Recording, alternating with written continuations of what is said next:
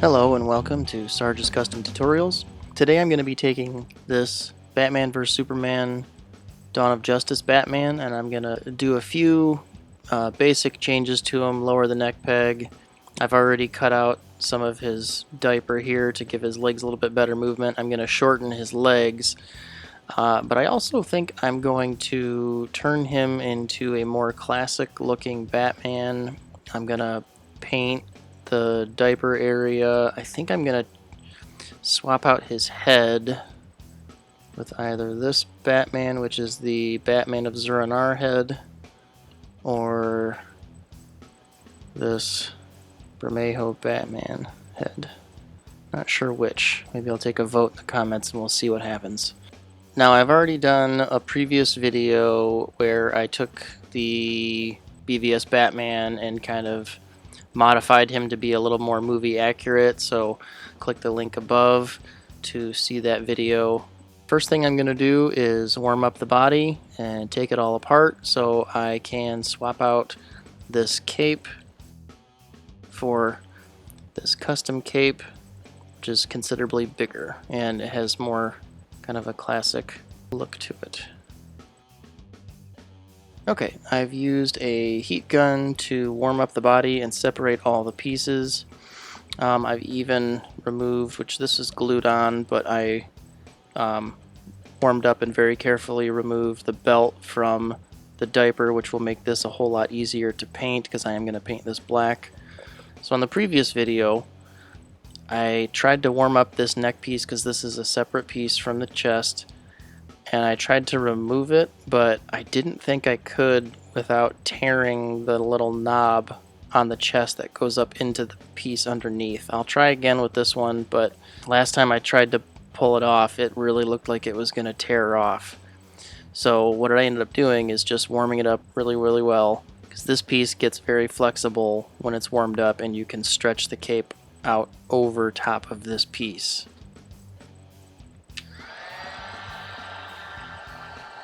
So I've warmed it up, and as you can see, the piece is very flexible. All the plastic is very flexible here. And this piece in the front is glued down. So I will have to kind of tear that away to get the cape off. There you go.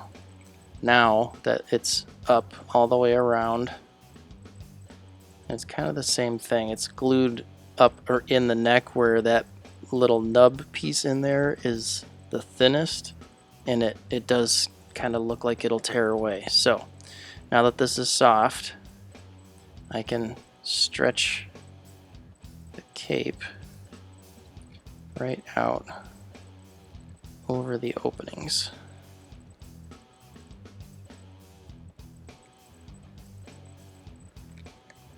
Just kind of work it around.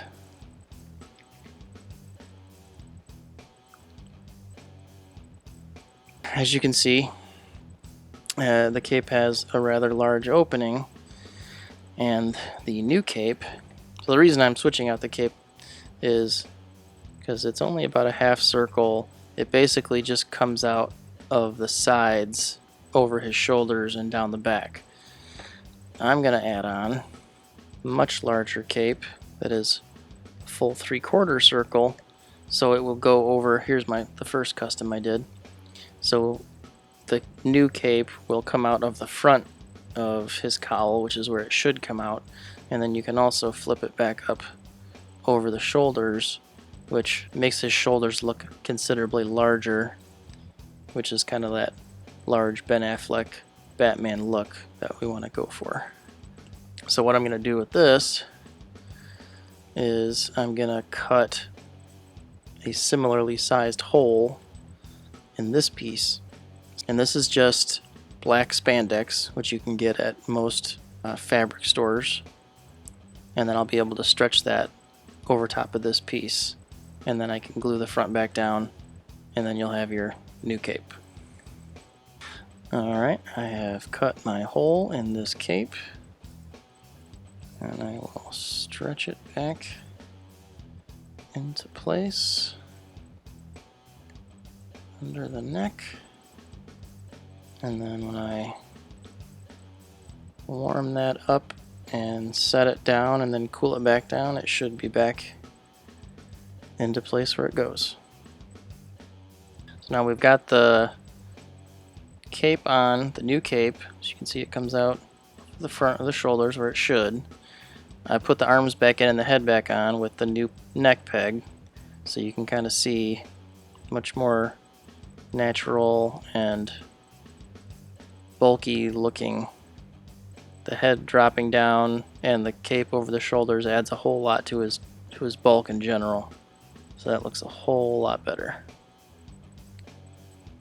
Next thing I'm going to do is paint his diaper black to again make a more classic looking Batman. So because this is a flexible piece, you can't just slap some paint on it and go about your day. You have to add a little bit of water. I'm using a acrylic, Tamiya Acrylics flat black paint, and you have to add a little bit of water to it to make a thinner coat and do lots of thin coats. If you just put too heavy a coat on here and you move a leg, because this is flexible, the paint will just chip off wherever it flexes. If you do lots and lots of thin coats, it won't do that. So I'm just getting the brush wet essentially and adding it to a little bit of black paint. I want it to be thin so it's runny, but I don't want it to be bubbly. That's pretty good. And then you're gonna have to do, it's really kind of a trial and error type of thing. On capes, plastic capes that are more flexible, I've done as many as like 10 to 15 coats before it really stayed on there. Flexible plastic is very difficult to get paint to stay on. Once you have it fully covered, let that dry and continue adding coats to it. And while it's drying, you can work on other parts of your custom. So I did want to also do a black wash on this, and because I have some watered down paint right here, I can do that real quick as well. Now for that, I'm going to do again another thin layer, but this one I just want to get into all the little crevices and cracks on here in between these belt loops and in between the canisters, and just get everything covered as best I can. And then I'm going to take a paper towel and wipe it off so that the black only sits down in the little crevices, and it'll add a lot of detail and bring out the sculpt a lot. There's lots of little detail things on here that you can't really see because it's just gold plastic. It's also a good way to age things that, this in particular is supposed to kind of be like metal. I may go back over it with some dry brush to give it more of a flat look, but I kind of like that. It's kind of somewhere in between the yellow and the brown pouches of a bronze color. That looks pretty good. Alright, I've done several coats and it's not breaking up while I'm flexing it, so it should be good.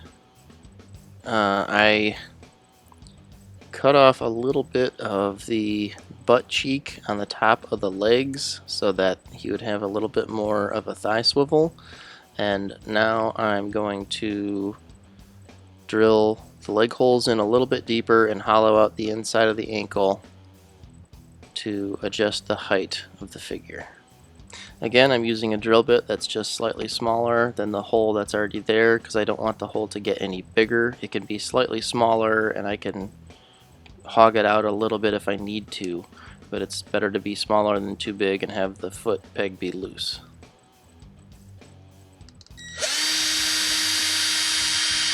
The other leg.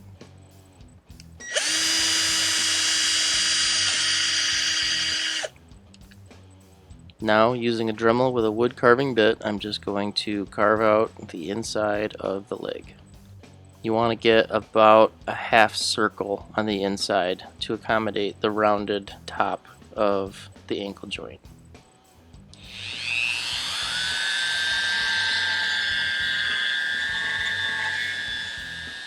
Excess plastic from inside the leg. Now I'm going to warm up the leg with the heat gun to get this soft so that the peg will go all the way in.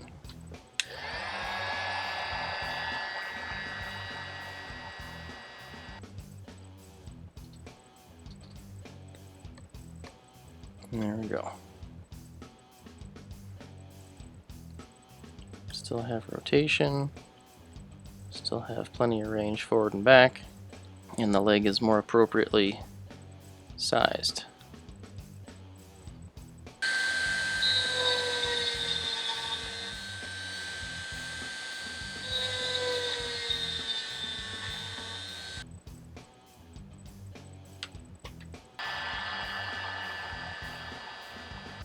And we have the legs back together again. Now we're going to warm up the legs and the body to connect all the pieces back together. Alright, so since we're making more classic Batman, we're going to look at what some comic book heads look like on this figure. I removed the neck peg just because they require different lengths, but they all sit pretty well on this neck. So this is a pretty cool one. It's kind of to me it looks like a comic version of what a Ben Affleck Batman might look like. This is the Lee Bermejo Batman head from this figure. I forget the name of the comic that it was for, but that looks pretty cool. I like that a lot. It may be a little bit too close to the original for what I'm actually gonna leave on there, but I do like that a lot. Also gives kind of like a Dark Knight Returns vibes. Very old, angry, grizzled Batman. Get a close-up look on this guy. Pretty cool looking head for this body. I like that a lot. And next is the Batman of Zur-En-Arrh head, which is a more classic looking Batman. Longer ears, less of a kind of grimaced face.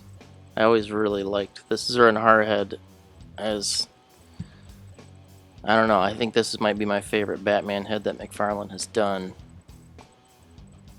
I like the Nightfall head as well, and the Hush head is fine other than the fact that it's connected to the neck, but that's just a really good looking Batman head. Just gotta give a paint, black or blue paint job on it, and it looks really good. And I like both of these a lot. So what are your thoughts? Leave a comment down below. Let me know which head you like better. I'm kind of right in the middle. Zur-En-Arrh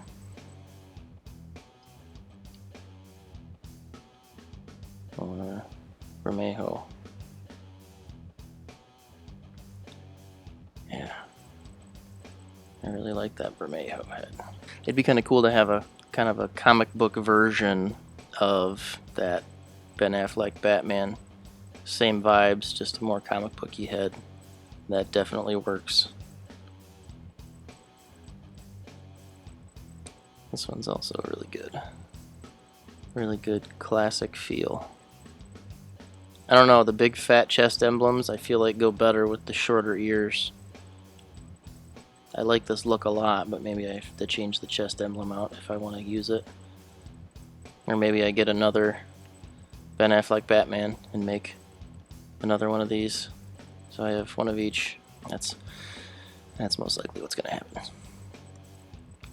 If I want to use either of these heads, I need to use a shorter pin. This is the pin that normally comes with this figure, which is absurdly way too long. So the only one that I have that will actually work is this even shorter pin.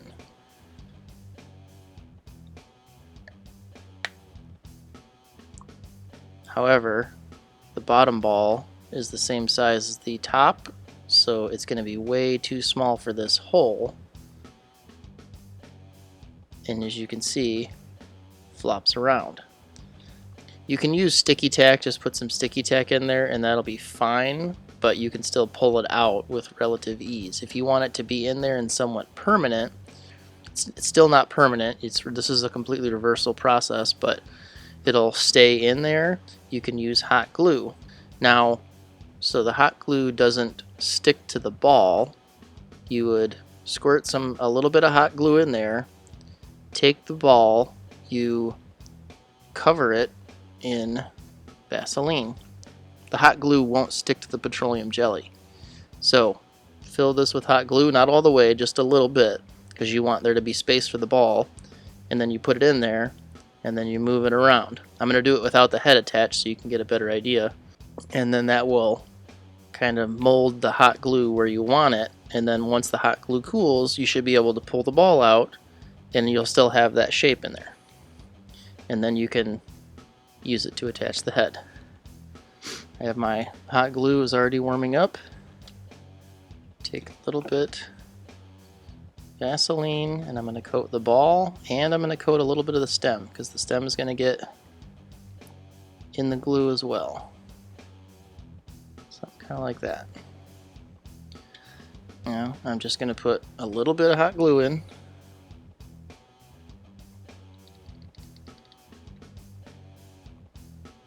It's going to make a little bit of a mess. You can clean it up. Again, this is a completely reversible process. You can always pull the hot glue out. So now I'm just taking the Vaseline covered thing and I'm going to push it all the way down in there as far as I can get it. It's going to push a little bit of the hot glue out, and you can take that off when it's done. And I'm just going to move it around.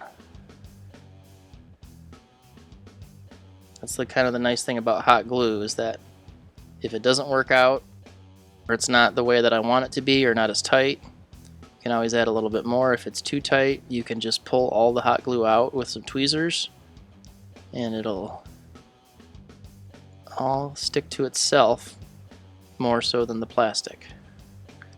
Just take out any excess hot glue you don't want.